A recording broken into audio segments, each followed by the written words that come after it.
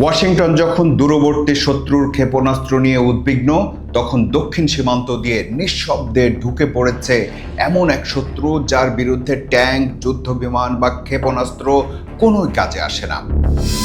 সামরিক আক্রমণ ঠেকানোর জন্য আমেরিকার আছে স্যাটেলাইট, রাডার, যুদ্ধবিমান, ক্ষেপণাস্ত্র প্রতিরক্ষা ব্যবস্থা। কিন্তু যদি শত্রু আসে আকাশ দিয়ে নয়, সীমান্ত দিয়ে নয়, বরং একটি ক্ষুদ্র ক্ষতের ভেতর দিয়ে, যদি সেই শত্রুর দৈর্ঘ্য মাত্র কয়েক মিলিমিটার হয়, যদি সে কোনো ভবন ধ্বংস না করে, কোনো বিস্ফোরণ না ঘটায়, কিন্তু জীবন্ত প্রাণীর শরীরের ভেতর প্রবেশ করে ধীরে ধীরে তার মাংস খেতে শুরু করে, শুনতে যেন কোনো হলিউড হরর সিনেমার গল্প, কিন্তু এটা সিনেমা নয়, এটা বাস্তব।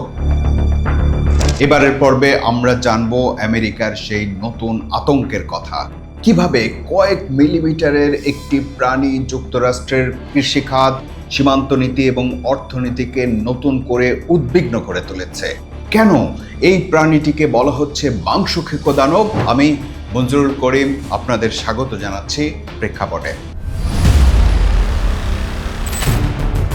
আমেরিকার এই নতুন উদ্বেগের নাম স্ক্রু ওয়ার্ম।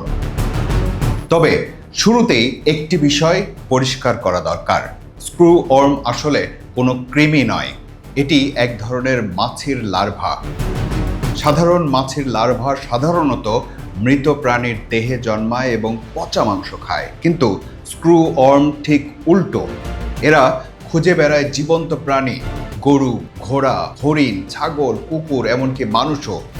কোনো প্রাণীর শরীরে যদি সামান্য ক্ষত থাকে, হতে পারে সেটা একটি আঁচড়, একটি কাটা দাগ কিংবা অস্ত্রোপচারের ছোট্ট চিহ্ন, সেখানেই স্ত্রী মাছি ডিম পাড়ে। কিছুক্ষণের মধ্যেই ডিম থেকে বের হয় লার্ভা, তারপর শুরু হয় এক ভয়ঙ্কর প্রক্রিয়া। এরা মৃত টিস্যু নয়, জীবন্ত টিস্যু খেতে শুরু করে। একটি ক্ষুদ্র ক্ষত কয়েকদিনের মধ্যে বড় গর্তে পরিণত হতে পারে, আর চিকিৎসা না হলে প্রাণীটি মারাও যেতে পারে। এ কারণে কৃষি বিশেষজ্ঞরা একে বিশ্বের সবচেয়ে ধ্বংসাত্মক পরজীবীগুলোর একটি হিসেবে বিবেচনা করেন। এখন প্রশ্ন হলো, এর নাম স্ক্রু ওয়ার্ম কেন? কারণ এই প্রাণীটি ক্ষতের উপর বসে থাকে না শুধু, এটি ধীরে ধীরে শরীরের ভেতরে প্রবেশ করতে থাকে, যেন কোনো স্ক্রু কাঠের ভেতরে ঢুকে যাচ্ছে। শুধু তাই নয়, এর শরীরে থাকা ক্ষুদ্র কাঁটাগুলো অনেকটা স্ক্রু থ্রেডের মতো দেখতে। ফলে আক্রান্ত প্রাণীর শরীরের ভেতরে এটি যেন প্যাঁচ খেতে খেতে গভীরে ঢুকে যায়, আর সেখান থেকেই এসেছে এর নাম স্ক্রু ওয়ার্ম। আজকের অনেক তরুণ আমেরিকান হয়তো এই নামটি আগে শোনেননি, কারণ একসময় আমেরিকা এই শত্রুকে হারিয়ে দিয়েছিল। 20 শতকের মাঝামাঝি সময়ে স্ক্রু ওয়ার্ম ছিল যুক্তরাষ্ট্রের কৃষকদের অন্যতম বড় দুঃস্বপ্ন। প্রতি বছর অসংখ্য গবাদি পশু আক্রান্ত হতো, খামারিদের কোটি কোটি ডলার ক্ষতি হতো। তখন বিজ্ঞানীরা এক অভিনব কৌশল বের করেন। তারা কোটি কোটি পুরুষ মাছিকে বন্ধা করে আকাশে ছেড়ে দেন। বন্ধা পুরুষ মাছি স্ত্রী মাছির সঙ্গে মিলিত হয়, কিন্তু কোনো বংশবৃদ্ধি হয় না। ধীরে ধীরে পুরো জনসংখ্যা ভেঙে পড়ে। এ যেন যুদ্ধ নয়, বরং শত্রুর জন্মহার ধ্বংস করে দেয়া একটি নীরব জৈবিক অভিযান।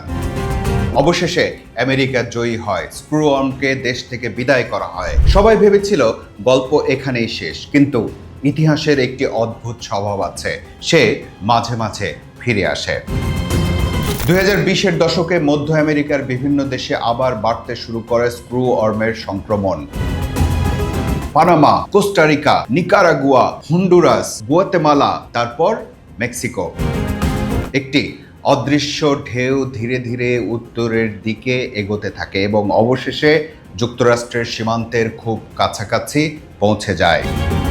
তারপর আসে সেই খবর, আবার যুক্তরাষ্ট্রে স্ক্রু ওয়ার্ম শনাক্ত হয়েছে। ভাবুন, একটি প্রাণী যাকে হারাতে একটি দেশের কয়েক দশকের বৈজ্ঞানিক প্রচেষ্টা লেগেছিল, সে আবারও ফিরে এসেছে। রাজনীতিতে সীমান্ত নিরাপত্তা একটি বড় ইস্যু। মানুষকে আটকানো যায়, গাড়ি তল্লাশি করা যায়, ট্রাক পরীক্ষা করা যায়, কিন্তু পোকা, সে কোনো পাসপোর্ট বহন করে না, কোনো ভিসা লাগে না, কোনো ইমিগ্রেশন ডেস্কেও দাঁড়ায় না। একটি বাতাসের ঝাপটা, একটি পশুর শরীর, একটি খোলা ক্ষত এবং সীমান্ত অতিক্রম হয়ে যায়।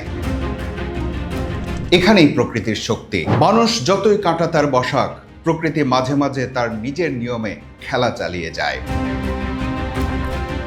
স্ক্রু-ওয়ার্ম শুধু প্রাণীর শরীরে ক্ষত তৈরি করে না, এটি রাজনৈতিক ক্ষতও তৈরি করতে পারে। কারণ এই পোকাকে ঠেকাতে গিয়ে যুক্তরাষ্ট্রকে সীমান্ত নীতি পরিবর্তন করতে হয়েছে, গবাদি পশুর আমদানিতে বিধিনিষেধ আরোপ করতে হয়েছে, খামারিদের ব্যবসা নতুন অনিশ্চয়তার মুখে পড়েছে। অর্থাৎ মাত্র কয়েক মিলিমিটার দৈর্ঘ্যের একটি প্রাণী এমন কিছু করতে পেরেছে যা অনেক সময় কূটনৈতিক আলোচনাও করতে পারে না। এখন প্রশ্ন হলো, সামান্য একটি পোকাকে এত ভয় কেন? কারণ এটি শুধু একটি পোকা নয়, এটি অর্থনীতির বিষয়। যুক্তরাষ্ট্র বিশ্বের অন্যতম বৃহৎ গরুর মাংস উৎপাদক দেশ। বিশেষ করে টেক্সাস, সেখানে লক্ষ লক্ষ গবাদি পশু আছে।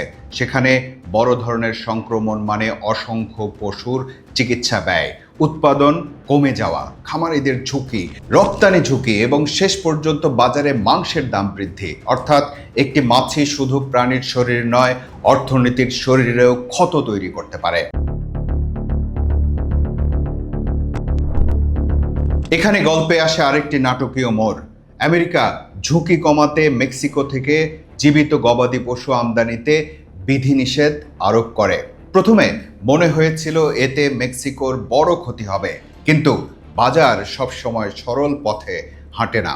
অনেক ক্ষেত্রে জীবিত গরু পাঠানোর বদলে মেক্সিকো প্রক্রিয়াজাত বিফ রপ্তানি বাড়াতে শুরু করে। অর্থাৎ যে সংকটকে সবাই ক্ষতি ভাবছিল, কেউ কেউ সেটিকে সুযোগেও পরিণত করতে শুরু করে। ইতিহাসে প্রায়ই দেখা গেছে এক দেশের সংকট অন্য দেশের ব্যবসায়িক সুযোগ হয়ে দাঁড়ায়। স্ক্রু-ওয়ার্মের গল্প তার ব্যতিক্রম কিছু নয়।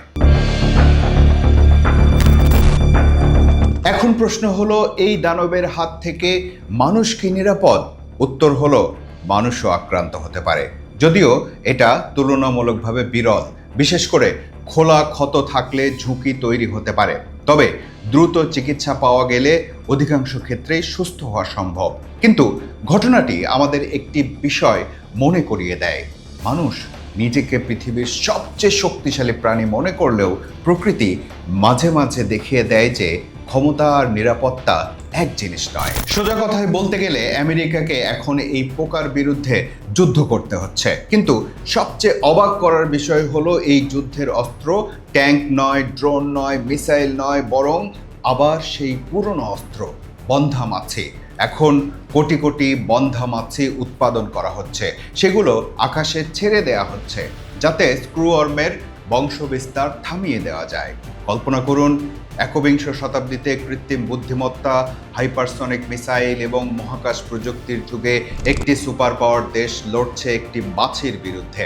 আর সবচেয়ে অদ্ভুত ব্যাপার হলো, এই যুদ্ধে শত্রু আর অস্ত্র দুইটি মাছি। এই গল্পটি আসলে একটি পোকার গল্প নয়, এটি মানুষের সীমাবদ্ধতার গল্প, এটি প্রকৃতির ধৈর্যের গল্প, এটি এমন এক শত্রুর গল্প যে কোনো যুদ্ধ ঘোষণা করে না, কোনো পতাকা বহন করে না, কোনো ভাষায় হুমকি দেয় না, তবুও সে অর্থনীতি নাড়িয়ে দিতে পারে, সীমান্ত নীতি বদলে দিতে পারে, বিলিয়ন ডলারের শিল্পকে উদ্বিগ্ন করতে পারে।